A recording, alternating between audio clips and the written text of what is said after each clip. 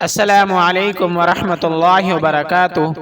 جب انسان بیت الخلاء میں داخل ہوتا ہے تو اس کو یہ دعا پڑھنی چاہیے بیت الخلاء میں داخل ہونے سے پہلے۔ بسم اللہ اعوذ باللہ من الخبث والخبائث۔ اس دعا کا ترجمہ ہے: اے اللہ، میں پناہ چاہتا ہوں تیری جنات و شیاطین سے، خواہ وہ مرد ہوں یا عورتیں۔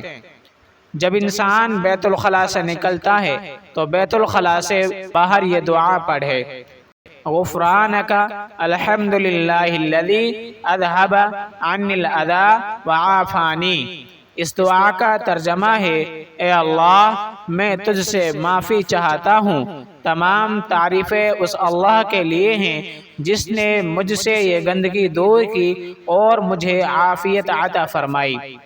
حدیث شریف میں وارد ہے، آپ صلی اللہ علیہ وسلم نے ارشاد فرمایا: جو بیت الخلاء ہیں ان میں جنات و شیاطین جمع رہتے ہیں، لہٰذا جب تم ان میں داخل ہو تو اللہ تعالیٰ کی ان سے پناہ چاہو۔ ابو داؤد شریف میں ہے، لہٰذا جنات و شیاطین سے بچنے کے لیے بیت الخلاء میں داخل ہونے کے وقت ان دعاؤں کا پڑھنا ضروری ہے۔